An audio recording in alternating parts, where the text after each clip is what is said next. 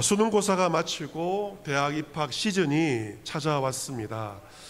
수시 입학의 경우는 자기소개서를 써야 되고 면접을 보아야만 대학에 입학할 수가 있는데, 그 과정이 아이들에게 쉽지만은 않은 과정입니다.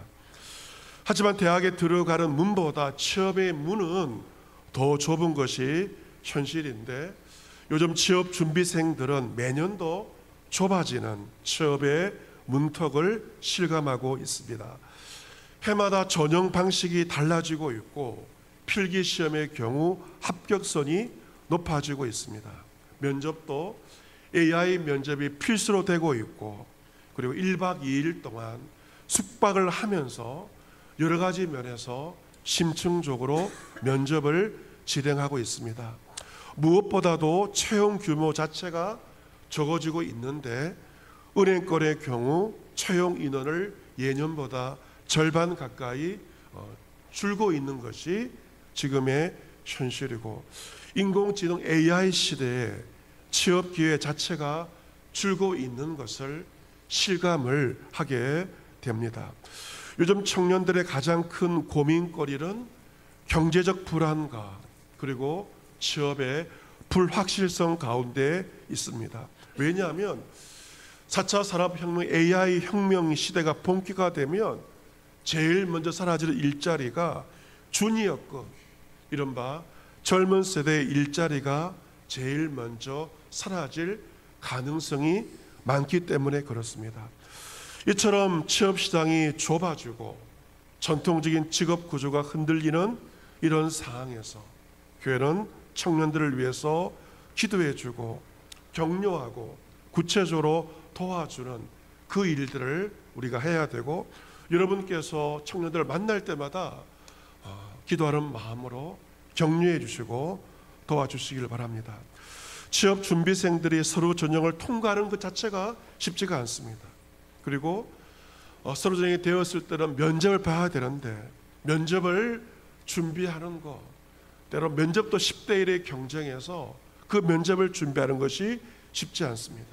면접을 잘 준비하여야만 그 면접관들의 질문에 막힘없이 대답할 수가 있고, 치열한 경쟁을 뚫고 마침내 합격의 기쁨을 누릴 수가 있는 것이죠. 오늘 본문에서 사도 바울 역시 벨릭스 총독 앞에 서 있는데, 그런 벨릭스 총독 앞에서 유대인들과 치열한 논쟁을 벌이고 있어요. 면접보다 더 치열한 그러한 논쟁을 벌이고 있는데, 이 논쟁은 자신의 생사가 달려있는, 단순한 취업 여부가 아니라 생사가 달려있는 그 치열한 논쟁을 벌이고 있습니다. 1절부터 9절까지는 유대인들이 바울에 대해서 고발하는 내용이 나와 있으며, 10절부터 21절까지 이에 대해서 바울이 반박하고 변론하는 그러한 장면으로 구성이 되어 있습니다. 바울이 총독 벨릭스에게 간 지 5일 후에 유대의 대제사장 아나니아는 장로들과 한 변호사 디들로와 함께 내려와서 총독 앞에서 바울을 고발을 하게 되는데, 이 변호사란 법률 전문가를 가리켜서 변호사라고 하지 않습니까? 이 변호사 도들로는 피고 측이 아닌 원고 측을 대변하는 그러한 일들을 하게 되고, 오늘날 법정에서 검사가 하는 그러한 역할을 변호사 더둘로가 하게 됩니다. 총독이 바울을 부르고 더둘로가 고발합니다. 그럼 먼저 총독 벨릭스에 대해서 칭송을 하면서 변호를 시작합니다. 3절에 벨릭스 각하여, 각하라고 표현하고 있죠. 우리 요즘에는 각하라는 표현을 잘 안 쓰고 있는데요, 최고의 호칭 각하라고 하는 그러한 호칭을 먼저 쓰고 있고, 우리가 당신을 힘입어서 태평성대를 누리고 있습니다. 총독을 기분 좋게 하는 말을 먼저 하고 있고, 이스라엘 민족이 당신 때문에 여러 가지로 개선이 되었습니다. 너무 감사합니다. 법령과 생활의 모든 여건들이 개선되어서 정말 감사합니다. 총독의 마음을 기쁘게 하는 그 말을 먼저 하게 됩니다. 그러면서 그는 본론에 들어가면서 5절에 보시면 바울에 대해서 무엇이라고 말하고 있는가? 이 사람 바울은 전염병 같은 자다. 쉽게 말하면 이 사도 바울은 코로나 바이러스와 같은 그러한 자라고 제일 먼저 이야기를 합니다. 여러분, 굉장히 불쾌한 말을 하는 거죠. 사도 바울을 향해서 바이러스와 같은 자, 전염병과 같은 자라고 선방을 때리고 있습니다. 그러면서 세 가지의 제목을 말하고 있는데, 첫 번째로 바울을 소유하게 하는 자라고 말하고 있죠. 그런 천하에 흩어진 유대인들을 다 소유하게 하는 자다라고 말하는데, 여러분, 이 소유란 단어는 단순히 소동을 일으킨다가 아니고 반란을 일으킨다 하는 뜻을 가지고 있습니다. 여러분, 그 당시 이스라엘은 로마의 식민 지배가 있었습니다. 로마가 가장 경계하는 것은 무엇일까요? 반란입니다. 반란죄는 사형으로 다루었습니다. 가장 중죄가 바로 반란죄였는데 유대인을 소유케 한다, 반란죄를 가지고 정치적인 제목을 덧붙이고 있는 것입니다. 우리나라 법에도 내란죄가 사형까지 구형할 수 있는 중범죄인 것처럼 사도 바울을 바로 내란죄로 몰고 있는 것은 이유가 무엇입니까? 내란죄를 걸어서 바울을 죽이려는 의도를 가지고 그렇게 말하고 있습니다. 두 번째 제목은 바울을 나사렛 이단의 우두머리라고 말하고 있죠. 예수님을 따르는 자들 이단이라고 규정하고 있고, 이단의 우두머리, 이단의 수괴라고 두 번째 제목을 붙이고 있습니다. 세 번째 제목은 6절에 그가 성전을 더럽게 하였기 때문에 우리가 그를 혈행범으로 잡았다라고 말하고 있습니다. 당신이 친히 그를 신문하시면 우리 고발의 모든 일에 대해서 아실 수가 있을 것입니다 라고 더둘로가 말하자 함께 온 유대인들은 옳소라고 하면서 그의 말을 지지합니다. 유대인들은 이미 다 작전을 짜고 계획을 세워가지고 법정에 오게 된 것입니다. 여러분, 이러한 말들, 더둘로가 붙이는 세 가지의 제목은 말도 안 되는 제목이죠. 하지만 하루아침에 사도 바울은 어떤 자가 되어버렸습니까? 전염병 바이러스와 같은 자가 되어버렸습니다. 죽을 놈이 된 것이죠. 이런 멀쩡한 사람도 하루아침에 죽을 놈이 되어버리는 것이 현실인데 사도 바울이 그러하였습니다. 여러분께 누군가로부터 너는 전염병과 같은 자야, 그러면서 말도 안 되는 그러한 제목으로 여러분에게 이야기한다면 여러분 마음이 어떻겠습니까?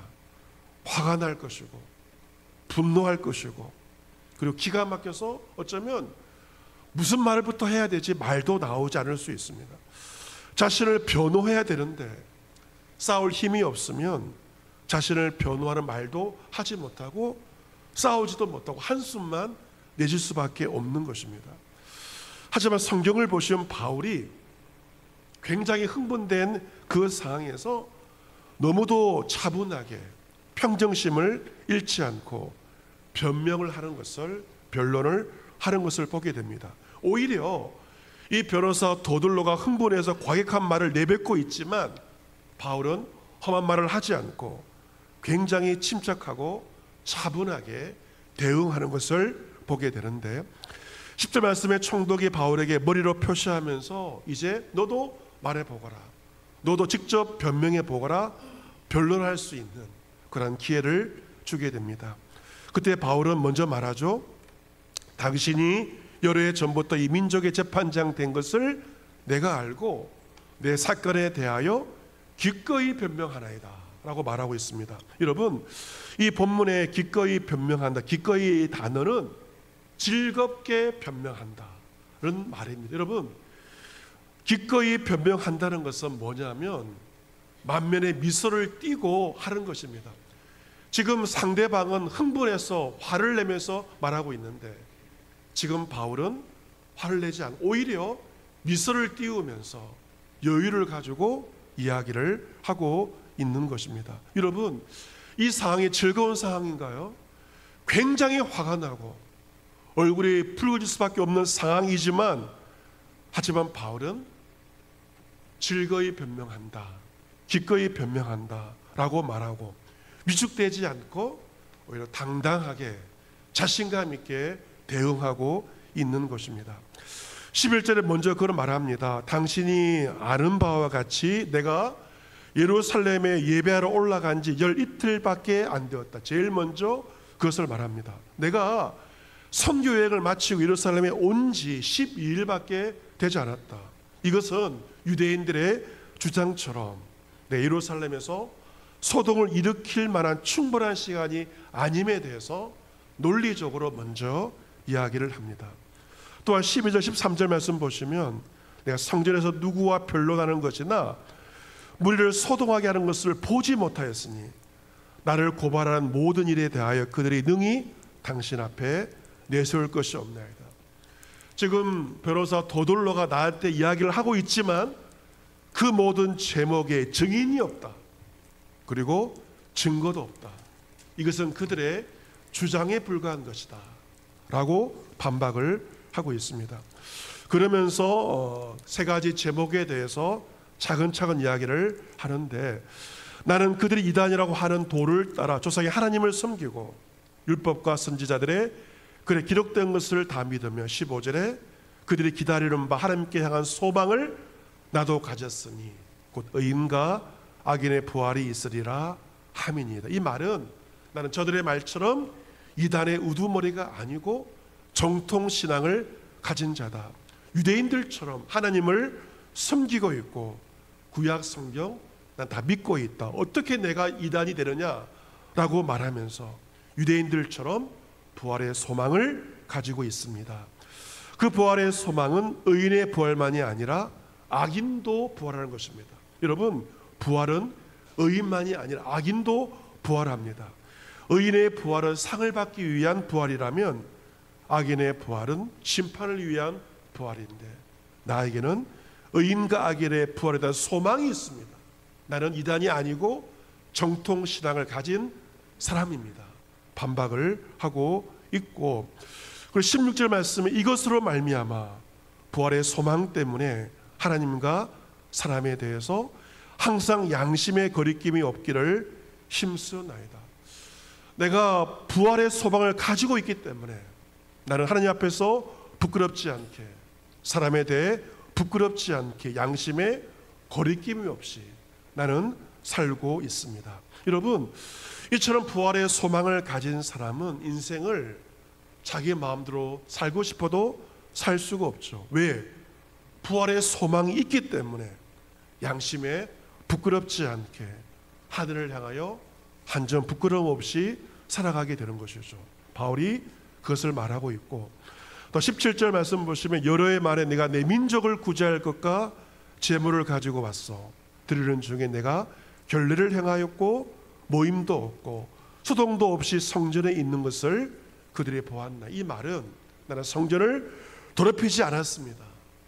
나는 성전을 더럽힐 흠잡힐 만한 일을 하지 않았음을 말하고 있고, 나는 오히려 성전에 와서 제사를 드렸고 예배를 드렸고 이스라엘 백성들을 구제하기 위한 그 구제금을 가지고 성전에 왔습니다. 자신에 대해서 해명을 하고 있고, 21절 말씀 우리 같이 한번 읽어보도록 하겠습니다. 21절 같이 읽습니다. 시작. 오직 내가 그들 가운데 서서 외치기를 내가 죽은 자의 부활에 대하여 오늘 너희 앞에 신문을 받는다고 한 이 한 소리만 있을 따름이니이다 하니 아멘. 이 말은 바로 저 유대인들이 나를 고발한 이유는 한 가지밖에 없다. 죽은 자의 부활을 내가 말하기 때문에 그들이 나를 고소한 것이다. 사두개인들은 부활을 믿지 않았기 때문에 부활을 말하는 바울을 공격하였고 그리고 고소하였음에 대해서 이야기합니다. 그리고 더둘로의 세 가지 모든 나를 향한 제목은 전혀 근거가 없는 지어낸 것임에 대해서 사도 바울은 조리 있고 차분하게 반박을 하고 있습니다. 여러분, 우리 예수님도요 사도 바울처럼 거짓 고소를 당하였습니다. 무리가 다 일어나 예수님을 총독 빌라도에게 끌고 가서 고발하였죠. 어떤 제목입니까? 이 사람은 우리 백성을 미혹하고 가이사에게 세금 바치는 것을 금하였고 자칭 왕 그리스도라 하더이다. 모든 제목은 새빨간 거짓말이었습니다. 그때 총독 빌라도 예수님께 묻죠. 내가 정말 유대인의 왕이냐?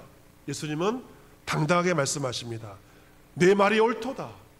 당당하게 위축되지 않고 답변을 하십니다. 그 말을 들은 빌라도가 대제사장과 무리들에게 말하죠. 내가 보니 이 사람에게 예수에게 죄가 없도다 라고 이야기하였지만 무리는 더욱 압박합니다. 그가 백성을 소동하게 하였습니다. 반란죄를 뒤집어 씌웁니다. 정치적 반란을 도모하는 백성을 소동케 하였습니다.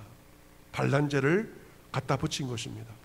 우리 예수님도 사람들에게 억울하게 거짓 고소를 당하신 그 중에 한 가지가 백성을 소동한다는 제목이었는데, 사도 바울도 예수님처럼 유대인을 소욕케 한다는 그러한 거짓 고소를 당하게 되었습니다. 여러분, 이처럼 자신을 비방하는 사람들과 고소 가운데서 서 있는 자체가 어렵고 자신을 변호함이 쉽지가 않은데, 어떻게 사도 바울이 침착하고 차분하게 자신을 변호하게 되었을까? 비결이 무엇일까?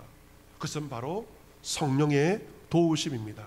같이 보겠습니다. 성령의 도우심.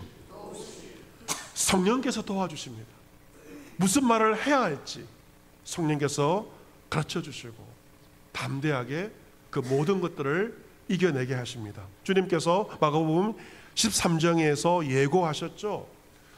사람들이 너희를 끌어다가 너에게 넘겨줄 것이다. 나에게 했던 것처럼 할 것처럼 너희에게도 그렇게 할 것이다. 사람 너희를 끌어다가 넘겨줄 때, 재판을 받을 때 무슨 말을 할까 미리 염려하지 말고 무엇이든지 그때 너에게 주시는 그 말을 하라. 말하는 이는 너희가 아니라 성령이시다. 너희가 예수님 때문에 잡혀가는 상황에서도 무슨 말을 할지 미리 염려하지 말고 성령께서 그때 주시는 그 말을 하면 된다라고 하셨는데, 바울도 성령의 이끄심 가운데, 성령의 지혜 가운데 그 모든 말들을 하게 되었던 것입니다. 여러분, 사람들이 때로 거짓을 말하고 우리의 상황이, 우리의 감정을 건드리는 그 상황에서 우리가 잘못된 결정을 할 수 있는 것이죠. 그때 우리의 침착함이 필요하고 우리의 감정을 다스리고 냉철하게 판단할 수 있는 그러한 지혜가 필요합니다. 요즘에 많은 사람들이 대인관계의 어려움과 그리고 여러 가지 어려운 일들 가운데서 누구의 도움을 받는가 보면 AI의 도움을 받고 있는 것을 보게 됩니다.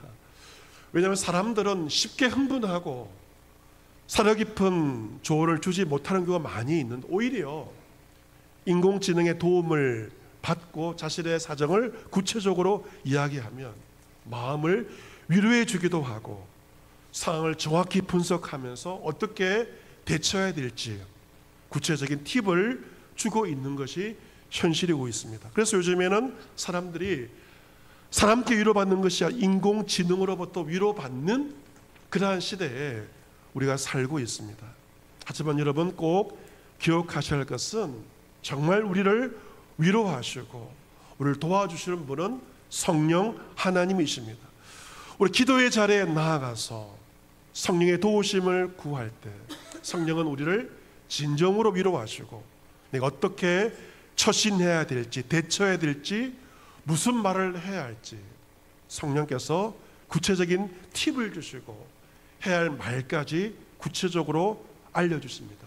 우리는 성령의 감동을 따라 행동하고 말하는 것입니다. 사랑하는 성도 여러분, 특별히 청년 여러분, 대학의 문을 통과하면 취업의 문을 통과해야 되지만 잊지 말아야 할 것은 취업문을 통과한다 하더라도 직장생활을 하는 것은 더 어렵습니다. 갈수록 어려워지는 것이죠.